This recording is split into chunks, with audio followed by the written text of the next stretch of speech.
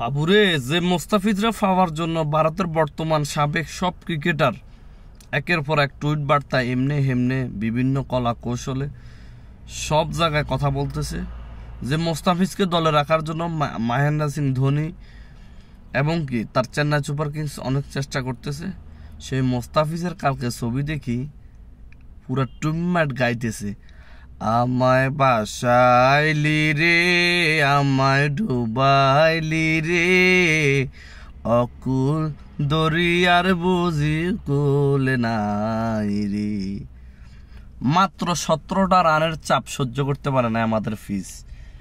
ওই 17 রানের চাপ সহ্য করতে না পারি 3 বলে ম্যাচ জিতে দিয়েছে। যদিও প্রথম স্পেলের যে ওভারটা ছিল তার দুর্দান্ত ওভার ছিল, দ্বিতীয় ওভারও মোটামুটি ছিল, তৃতীয় ওভার আর চতুর্থ ওভারে মোস্তাফিজ ভাইয়ারা মারি পুরো বেল বানা লাইছে। চেন্নাই সুপার কিংস হারি গেছে।